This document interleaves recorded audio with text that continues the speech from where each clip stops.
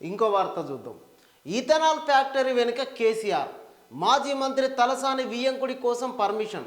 కేంద్రం అనుమతి లేని ఉత్పత్తులకు అప్పటి కేబినెట్ ఆమోదం.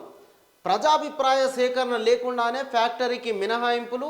కీలక డాక్యుమెంట్లపై సంతకం చేసిన మాజీ ముఖ్యమంత్రి కేసీఆర్ సంతకం ఉన్న పత్రాలు విడుదల చేసిన ప్రభుత్వం. రెడ్ జోన్ ఫ్యాక్టరీకి అత్యవసరం పేరిట అనుమతులు. ఇది దిలావర్ ఫ్యాక్టరీ ఇష్యూ పైన కేసీఆర్ చేసినటువంటి కథ మొత్తం. ఈ దీంట్లో బీఆర్ఎస్ పార్టీ రాష్ట్ర ప్రభుత్వం పైన ప్రతి సందర్భం లోపల దుమ్మెత్తిపోయాలే, గొడవలు సృష్టించాలని చూస్తున్న బీఆర్ఎస్ పార్టీ ఇరకాటంలో పడ్డట్టు అయింది. భూమరంగా అవుతా ఉన్నది బీఆర్ఎస్ పార్టీకి. ఎట్లా అంటే అప్పుడు తెలంగాణలో ఆ నిర్మల్లో ఉన్నటువంటి దిలావర్పూర్ ఇథనాల్ కంపెనీకి సంబంధించి కాంగ్రెస్ ప్రభుత్వం పైన రైతులు తిరగబడ్డరని చెప్పేసి సోషల్ మీడియాలో అడ్డగోలుగా ప్రచారం చేస్తూ ఉన్నారు. అయితే అసలు ముచ్చట ఏంటంటే ఇక అప్పుడు కేసీఆర్ సంతకం పెట్టాడు. అక్కడ స్థానిక గ్రామ పంచాయతీ మున్సిపాలిటీ నుంచి ఎన్ఓసి లేకుండానే ఆ కంపెనీకి పర్మిషన్లు ఇచ్చాడు.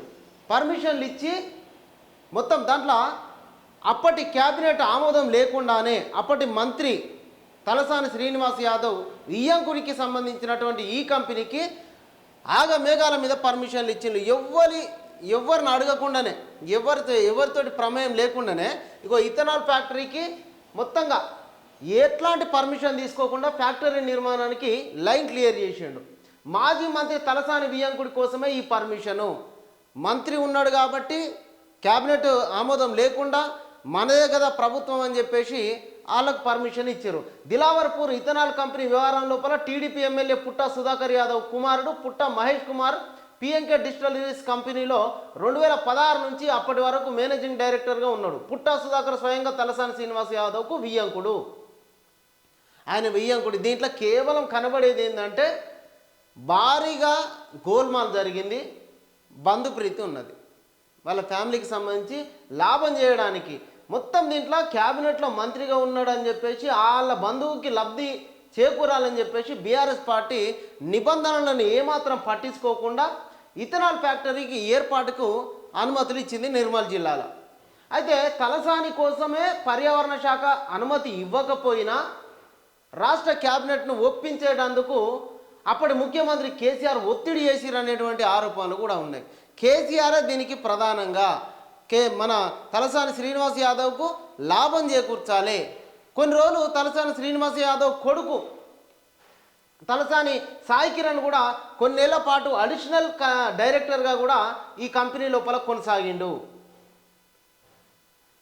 మొత్తం ఎవరు స్థానిక గ్రామ పంచాయతీ కానీ మున్సిపాలిటీ నుంచి ఎన్ఓసి తీసుకోకుండానే ఫ్యాక్టరీ నిర్మాణం కోసం చక్రం తిప్పిండు కేసీఆర్. మాజీ మంత్రి తలసాని శ్రీనివాస్ యాదవ్. ఈ విషయం లోపల బీఆర్ఎస్ పార్టీ ఏమేం చేసిందంటే రాజకీయ వర్గాల లోపల ఒక అలజడి రేకెత్తించేటందుకు రేవంత్ రెడ్డి సర్కారును ఇరకాటంలో పెట్టేటందుకు ఈ ఇష్యూను వాడుకోవాలని చెప్పేసి రైతులను రెచ్చగొట్టిర్రు. అయితే దాంట్లో అసలు ముచ్చట బయటపడ్డది ఏంటంటే అన్ని అనుమతులు బీఆర్ఎస్ ప్రభుత్వమే ఇచ్చింది. ఇప్పుడు కాంగ్రెస్ ప్రభుత్వం పైన అట్లెట్లు ఇస్తారు, వాటిని రద్దు చేయాలని చెప్పేసి మాట్లాడుకొచ్చారు. అసలు వీళ్ళు దొంగ అన్నట్టు ఉన్నది కథ. ఇథనాల్ కంపెనీకి పర్మిషన్లు ఇచ్చిందే కేసీఆరే పర్మిషన్లు ఇచ్చిండు. మళ్ళీ అట్లెట్లు ఇస్తారని చెప్పేసి రైతులను రెచ్చగొడతారు. ప్రతి సందర్భం లోపల ఇప్పుడు లగ్చర్లకు సంబంధించినటువంటి ఘటన లోపల రైతులను రెచ్చగొట్టిరు. గురుకులాలకు సంబంధించినటువంటి ఫుడ్ పాయిజన్ అంశాలను గత 12 నెలలుగా ఏడాది కాలం లోపల కాంగ్రెస్ పార్టీ విజయోత్సవాల దిశగా వెళ్తున్న సందర్భం లోపల అట్లెట్ల విజయోత్సవాలు చేసుకుంటారు, మీరు ఏం సాధించారు అని చెప్పేసి 12 నెలల లోపల 12 అఘాయిత్యాలను ముందటేసుకున్నారు. 12 కథలు పడతా ఉన్నారు బీఆర్ఎస్ పార్టీలు. అంటే 12 అంశాలను ఇక్కడ 12 విజయాలు కాంగ్రెస్ పార్టీ సెలబ్రేట్ చేసుకుంటున్నటువంటి ఈ టైం లోపల వీళ్ళు గవర్నమెంట్ వచ్చినప్పటి నుంచి రైతు రుణమాఫీ చేస్తే నేను రాజీనామా చేస్తానని చెప్పేసి హరీష్ రావు సరే రైతు రుణమాఫీ చేస్తూనే ఉన్నారు. మహిళలకు ఫ్రీ బస్సు పథకాన్ని ఇచ్చారు. తర్వాత అంటే కాంగ్రెస్ ప్రభుత్వం ఒక్కొక్క పనిని ముందటేసుకొని పోతున్నప్పుడు ఇక్కడ వీళ్ళు ఏం చేస్తూ ఉన్నారంటే అట్లా ఎట్లా ప్రజలకు మేలు చేస్తారు? మేము 10 ఏళ్ల సంది మేలు చేయలేదా? ఉద్యోగాలు లేకపోతివి, రైతులు చచ్చిపోయేటట్టు ఎత్తివి, మొత్తం రైతులను నిండా ముంచుతిమి, నిరుద్యోగులను వాళ్ళ ఆత్మహత్యలకు కారణమైతిమి. మళ్ళీ కాంగ్రెస్ ప్రభుత్వం వచ్చినాక ఉద్యోగాలు వేయబట్టే, రైతు రుణమాఫీ చేయబట్టే, ఇప్పుడు పండించిన పంటకు మద్దతు ధరతో పాటుగా బోనస్ కూడా ప్రకటించబట్టే, పంట ఎంత మద్దతు ధర ఎంత వస్తుందో బోనస్ 500 రూపాయలు కలుపుకుంటే అసలు వాళ్ళ పండించిన పంటకు మళ్ళీ అన్ని డబ్బులు వస్తుంటే రైతుల కళ్ళ లోపల ఆనందం చూస్తూ ఉన్నది. అట్లా మేము చూడలేకపోతే కాంగ్రెస్ ప్రభుత్వం ఎట్లా చేస్తుందని చెప్పి 12 నెలల నుంచి 12 కథలు పడతా ఉన్నారు. మొత్తం ఇక్కడ కూడా మాజీ మంత్రి వియ్యంకుడి కోసం కేసీఆర్ చక్రం తిప్పిండు. మొత్తం చక్రం తిప్పి క్యాబినెట్ లేదు, మన్ను లేదు, గ్రామ పంచాయతీ ఎన్ఓసి లేదు, మున్సిపాలిటీ ఎన్ఓసి లేదు, వాళ్ళు ఇచ్చేసినటువంటి పరిస్థితి. కేంద్రం అనుమతి లేని ఉత్పత్తులకు ఆమోదం తెలిపారు. ఆమోదం తెలిపి ప్రజాభిప్రాయ సేకరణ లేకుండానే ఫ్యాక్టరీకి మినహాయింపులు ఇచ్చిర్రు. కేసీఆర్ సంతకాలు పెట్టినటువంటి ఆ కీలక డాక్యుమెంట్లు అన్నింటినీ కూడా ప్రభుత్వం రిలీజ్ చేసేసరికి కేసీఆర్ అసలు కథ అంతా బయటపడ్డది. ఇది దిలావర్పూర్కు సంబంధించి బీఆర్ఎస్ ప్రభుత్వమే అనుమతులు ఇచ్చింది, బీఆర్ఎస్ ప్రభుత్వమే గోల్మాల్ చేసింది. బీఆర్ఎస్ ప్రభుత్వం చేసినటువంటి ఈ తప్పును కాంగ్రెస్ ప్రభుత్వం పైన రుద్దాలని చెప్పేసి కాంగ్రెస్ ప్రభుత్వమే అనుమతులు ఇచ్చిందని చెప్పి ఒక అంశాన్ని తెర మీదకి తెచ్చి రైతులను రెచ్చగొట్టారు. రైతులను రెచ్చగొట్టాలన్నా, ఉద్యమకారులను రెచ్చగొట్టాలన్నా, నిరుద్యోగులను రెచ్చగొట్టాలన్నా, వాళ్ళ ఆత్మహత్యలకు కారణం కావాలన్నా బీఆర్ఎస్ పార్టీ తర్వాతనే ఎవడైనా. అందుకే బీఆర్ఎస్ పార్టీ వాడుకునేదే సెంటిమెంట్ను, ఆ తర్వాత చేసేటి అన్ని సెటిల్మెంట్లు. ఇది కథ. ఇక వరి సాగులో తెలంగాణ టాప్, దేశంలోనే మన రాష్ట్రానికి రికార్డు. సన్నధాన్యానికి 500 రూపాయల బోనస్, 18,000 కోట్ల రుణాలు మాఫీ, మంత్రి ఉత్తమ్ కుమార్ రెడ్డి. ఫామ్ ఆయిల్ సాగుకు పెట్టుబడి ప్రభుత్వాందే, మంత్రి తుమ్మల నాగేశ్వరరావు. యాసంగిలో పెరగనున్న సాగు విస్తీర్ణం, డిసెంబర్ 3న శుభం సమావేశం. రబీ సాగుకు నీటి విడుదలపైన రానున్న స్పష్టత. ప్రస్తుతం నిండుకుండలాగా ప్రాజెక్టులన్నీ ఉన్నాయి. దేశంలో ఎన్నడూ లేనంత విధంగా 153 లక్షల మెట్రిక్ టన్నులు 153 లక్షల మెట్రిక్ టన్నుల ధాన్యాన్ని పండించింది తెలంగాణ ప్రభుత్వం. దేశంలోనే మన స్టేటు టాప్ లెవెల్లో ఉన్నది. దీనికి సంబంధించి రైతులకు మద్దతు ధరతో పాటు రుణాలు మాఫీ చేయడం జరిగింది. 18,000 కోట్ల రుణాలు మాఫీ చేయడం జరిగింది. కొంతమందికి 2 లక్షలకు పైగా ఉన్నటువంటి రైతుల రుణాలు మాఫీ కాలేదు. ఆ రుణాలు కూడా మాఫీ చేస్తామని చెప్పేసి ఇప్పటికే ప్రభుత్వం ప్రకటించింది. ఇప్పుడు విజయోత్సవాల తర్వాత మేము ఆ రుణాలు కూడా మాఫీ చేస్తామని చెప్పేసి రైతు విజయోత్సవాల సందర్భంగా మంత్రులు ప్రకటిస్తూ ఉన్నారు. ఇవాళ మహబూబ్ నగర్ లోపల రైతు విజయోత్సవాల పండుగను ప్రజాప్రభుత్వం కాంగ్రెస్ ప్రభుత్వము నిర్వహిస్తూ ఉన్నది. దానికి రాష్ట్రంలో ఉన్నటువంటి నలుమూలల నుంచి కూడా రైతులందరూ వెళ్తున్నటువంటి పరిస్థితి అయితే ఉన్నది. మొత్తంగా రైతు పండుగ ప్రోగ్రాము 3 రోజుల పాటు నిర్వహిస్తూ ఉన్నారు. ఇవాళ ముఖ్యమంత్రి వెళ్తూ ఉన్నాడు. 500 రూపాయల బోనస్ తోటి రైతుల ముఖాల లోపల మద్దతు ధర అంటే మద్దతు ధరతో పాటు బోనస్ కూడా ఇస్తూ ఉన్నారు. రైతు భరోసా ఇస్తలేరని చెప్పేసి ఏదైతే ప్రచారం చేస్తూ ఉన్నారో అసలు మాకు అవసరం లేదనే విధంగా రైతులు మాట్లాడుతూ ఉన్నారు. కౌలు రైతులకు కూడా పండించిన పంటకు గిట్టుబాటు ధరతో పాటుగా బోనస్ వస్తూ ఉంటే ఆ కౌలు రైతుల ముఖాల లోపల కూడా ఆనందం కనబడతా ఉన్నది. ఇది మొత్తంగా యాసంగి లోపల మళ్ళీ ఇంకింత సాగు పెరిగే అవకాశం ఉన్నది. మొత్తం ప్రాజెక్ట్ లోపల కూడా నీళ్లున్నాయి. సాగుకు ఈ పంట కూడా వచ్చే ఖరీఫ్ కూడా రబీ సాగుకు నీటి విడుదల పైన కూడా ఒక స్పష్టత ఇచ్చేటువంటి అవకాశం అయితే ఉన్నది. ఇక రాజకీయ శరణార్థిగా గుర్తించండి, నాకు రక్షణ కల్పించండి. అమెరికా ప్రభుత్వానికి ప్రభాకర్ రావు రిక్వెస్ట్. తెలంగాణ ప్రభుత్వం వేధిస్తుందని పిటిషన్, కౌంటర్ దాఖలుకు రెడీ అయిన రాష్ట్ర పోలీసులు. ఇక చూడురి, ఈయన ఎస్ఐబి మాజీ చీఫ్ ప్రభాకర్ రావు అరెస్టు నుంచి తప్పించుకునేటందుకు ఎన్ని కథలు పడుతున్నాడు చూడుర్రి. ఇక్కడి నుంచి అమెరికా పారిపోయాడు, ఆడ పౌరసత్వం తీసుకున్నాడు.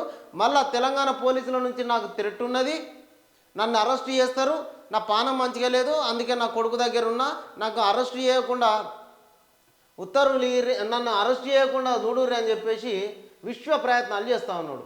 ఈయనను శరణార్థిగా చూడాలి, నేను ఇక్కడికి బతుకుదేరు కష్టం లెక్క చూడాలి అని చెప్పి ప్రభుత్వానికి పిటిషన్ ద్వారా వేడుకున్నట్లుగా తెలుస్తూ ఉన్నది. తెలంగాణ పోలీస్ శాఖలో ఉన్నత స్థాయిలో పనిచేసిందని ప్రస్తుతం ప్రభుత్వం రాజకీయ కక్షతోనే వేధిస్తుంది. రాజకీయ కక్ష ఉంటే ఎందుకు ఇక్కడి నుంచి పారిపోయినవా ప్రభాకర్ రావు?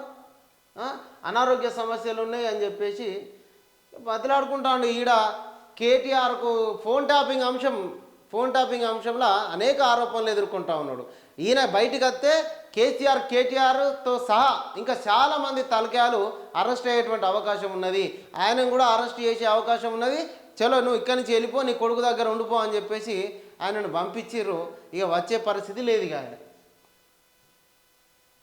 ఈ ఆదివాసీ ఐటీడీఏ ప్రాంతాలకు ఇందిరమ్మలో ప్రత్యేక కోట పథకంలో అత్యంత నిరుపేదలకు ఫస్ట్ ప్రయారిటీ. లబ్ధిదారులుగా అదనంగా గదుల నిర్మాణానికి ఆసక్తి చూపితే అవకాశం కల్పించండి. పూర్తి స్థాయి సిబ్బందితో శాఖ బలోపేతం కావాలి. ఇందుకు అవసరమైన సిబ్బంది నియమించుకోండి. గృహ నిర్మాణ శాఖ రివ్యూలో సీఎం రేవంత్ రెడ్డి. ఆదివాసీ ఐటీడీఏల పరిధిలోని ప్రాంతాలకు ఇందిరమ్మ ఇండ్ల స్కీమ్ లోపల ప్రత్యేక కోట ఇచ్చేటందుకు చర్యలు తీసుకోవాలని సీఎం రేవంత్ రెడ్డి సంబంధిత అధికారులను ఆదేశించారు. ఇందిరమ్మ ఇండ్లకు అదనంగా గదులు నిర్మించుకునేందుకు లబ్ధిదారులు ఆసక్తి చూపితే అవకాశం కల్పించాలని సూచించారు. ఇందిరమ్మ స్కీమ్ పైన ముఖ్యమంత్రి రేవంత్ రెడ్డి నిన్న గృహ నిర్మాణ శాఖ ఆఫీసర్లతో సమీక్ష నిర్వహించి ఒకవేళ కట్టుకోవాలని అనుకుంటే ఇక్కడ ఆదివాసీ ఐటీడీఏ ప్రాంతాల లోపల వాళ్లకు కట్టుకోవాలని అంటే పర్మిషన్లు ఇవ్వండి అని చెప్పేసి కూడా నేను ఇందిరమ్మ కమిటీలకు సంబంధించి ఇందిరమ్మ ఇండ్ల స్కీమ్కు సంబంధించి సమీక్ష లోపల చెప్పడం జరిగింది. మూసీ ప్రక్షాళనకు ఇజ్రాయెల్ టెక్నాలజీ సహకారానికి ముందుకొచ్చిన ఆ దేశ రాయబారి కృత్రిమ మేధ సైబర్ సెక్యూరిటీలో ఇజ్రాయెల్ అగ్రగామి ఐటీ శాఖ మంత్రి శ్రీధర్ బాబు. రామప్ప సోమశిల అభివృద్ధికి 142 కోట్లు. ఎస్ఐఎస్సిఐ స్కీమ్తో 2 సర్క్యూట్ల డెవలప్, త్వరలోనే పర్యాటకులకు అందుబాటులోకి తెస్తాం కేంద్ర మంత్రి కిషన్ రెడ్డి. ఇక ప్రజా సమస్యలపైన మరోసారి దీక్ష. గుజరాత్ గులాములు ఓ పక్క, ఢిల్లీ కీలుబొమ్మలు మరో పక్క. వీరితో తెలంగాణ అస్తిత్వానికి ప్రమాదం. కేసీఆర్ ఆనవాళ్ళను చేర్పేస్తారట. బీఆర్ఎస్ పోరుతోనే లగచర్ల భూసేకరణ పైన వెనక్కి. BRS working president KTR. Bus తప్ప అంత తుస్సే. ఉద్యమకారులపైన తుపాకీ ఎక్కుపెట్టిన చరిత్ర రేవంత్ది. BRS MLA Harish Rao. ప్రజలకు అండగా బీఆర్ఎస్ ఉంటుంది. ఇక అడ్వాన్స్ అప్పు కోసం కేంద్రానికి స్టేట్ రిక్వెస్ట్. బీఆర్ఎస్ చేసినటువంటి అప్పులకు అప్పు కట్టడానికి కాంగ్రెస్ ప్రభుత్వం ఇంకింత అప్పు చేయాల్సి వస్తుంది. ఇది ఎఫ్ఆర్బిఎం చట్టం ప్రకారం ప్రస్తుతం ఆర్థిక సంవత్సరం చివరి త్రైమాసికంలో తీసుకోవాల్సినటువంటి అప్పులను ముందుగానే తీసుకునేటందుకు ప్రభుత్వం సిద్ధమైంది. ఈ అప్పులకు వడ్డీలు కడుతున్నామని చెప్పేసి మంత్రులు అనేక సందర్భాల లోపల చెప్పుకుంటూ వస్తారు. డిసెంబర్లో ఇంకా ఎక్స్ట్రా రుణం కోసం ప్లాన్ చేస్తూ ఉన్నది. ఈ అప్పుల కోసమే ఈ అప్పులు. ఈ కేటీఆర్కు మతి స్థిమితం లేదు.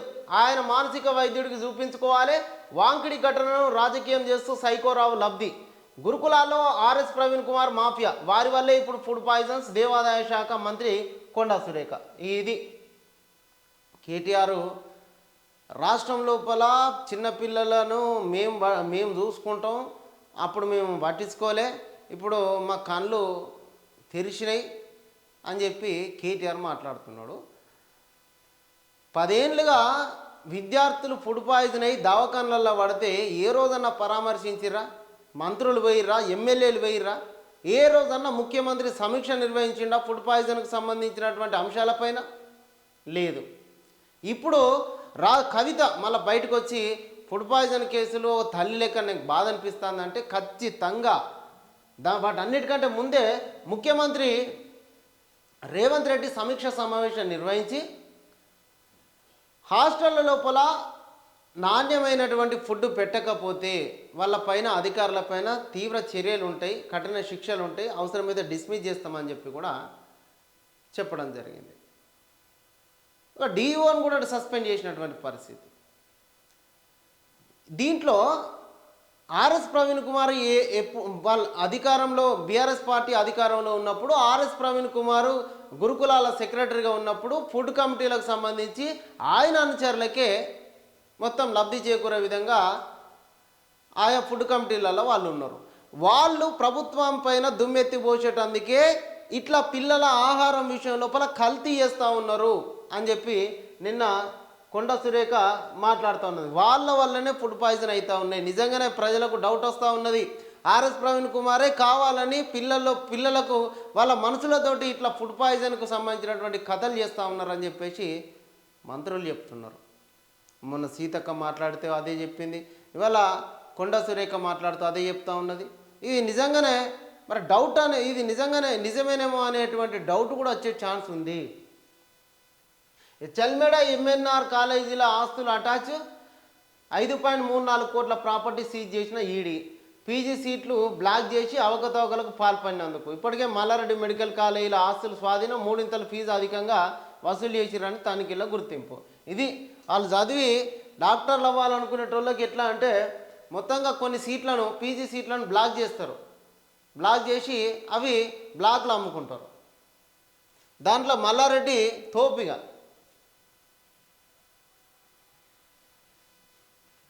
లగ్చర్ల భూసేకరణ రద్దు ప్రకటించిన రాష్ట్ర ప్రభుత్వం. ఫార్మా స్థానంలో ఇండస్ట్రియల్ పార్క్ త్వరలో విడుదల కానున్న నోటిఫికేషన్. కాలుష్య రహిత కంపెనీలకు సర్కారు ప్రాధాన్యత. ఇది వికారాబాద్ జిల్లా దుద్యాల మండలం లగ్చర్లలో ఫార్మా కంపెనీ ఏర్పాటు విషయం లోపల రాష్ట్ర ప్రభుత్వం కీలక నిర్ణయం తీసుకున్నది. గ్రామంలో భూసేకరణను ఉపసంహరించుకుంటున్నట్లుగా శుక్రవారం నోటిఫికేషన్ విడుదల చేసింది. అక్కడ కొత్తగా ఇండస్ట్రియల్ క్యారిడార్ కోసం భూసేకరణ చేయాలని సర్కారు డిసిజన్ తీసుకున్నది. ఫార్మా కాకుండా ఇతర కంపెనీలు అయితే భూములు ఇస్తామని స్థానిక ప్రజలు స్పష్టం చేయడంతో అక్కడ భారీ ఎత్తున ఇండస్ట్రియల్ క్యారిడార్ ఏర్పాటుకు ప్రభుత్వం యాక్షన్ ప్లాన్ సిద్ధం చేసింది. దీనికి సంబంధించిన నోటిఫికేషన్ 1-2 రోజుల్లో విడుదల చేయబోతున్నది. ఇండస్ట్రియల్ పార్కులో టెక్స్టైల్ కంపెనీలకు ఎక్కువ ప్రాధాన్యత ఉండనున్నది. పొల్యూషన్ లేకపోవడంతో పాటు స్థానిక యువతకు పెద్ద ఎత్తున ఉద్యోగాలు వచ్చే ఛాన్స్ ఉండడంతో సర్కారు ఇక్కడ ఇండస్ట్రియల్ క్యారిడార్ను ఏర్పాటు చేయాలని చెప్పి ఫార్మా కంపెనీ జరిగినటువంటి ఇది అంటే గతం లోపల ముఖ్యమంత్రి ఏదైనా నిర్ణయం తీసుకుంటే నిజంగానే ప్రజా ఉద్యమాలకి కాంగ్రెస్ ప్రభుత్వం ఎంత పెద్దపీట వేస్తున్నావు చూడండి.